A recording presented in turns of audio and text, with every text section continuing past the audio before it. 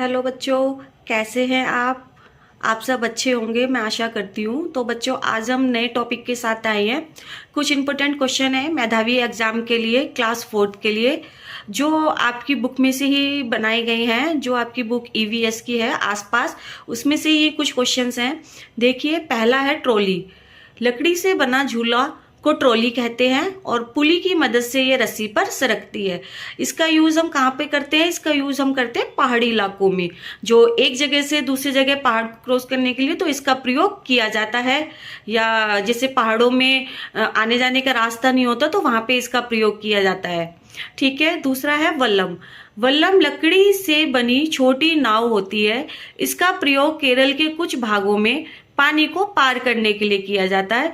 ये कोई ज्यादा बड़ी नाव नहीं होती है, तो इसका प्रयोग केरल में किया जाता है नदी को पार करने के लिए, छोटी छोटी जो नदियां होती हैं।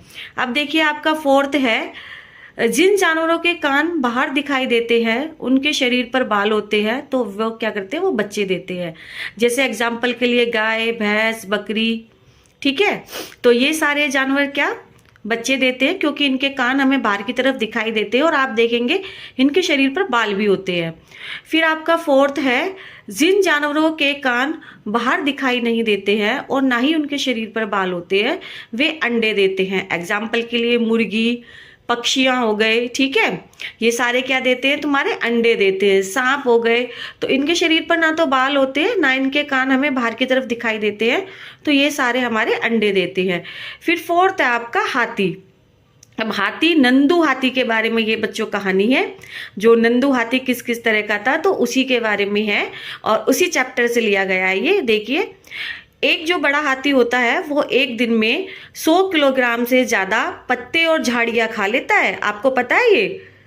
और हाथी बहुत कम आराम करता है। हाथी ज्यादा आराम नहीं करता। जैसे तुम लोग 5-5, 6-6 घंटे से ज्यादा आराम करते हो दिन में भी, और रात भी तुम्हें सोने के लिए चाहिए, इस तरह से हाथी आराम नहीं करता। हाथी बहुत कम आराम करता है। ये एक दिन में केवल 2 से 4 घंटे ही सोता है। और एक हाथी के 3 महीने के बच्चे का वजन 200 किलोग्राम तक होता है।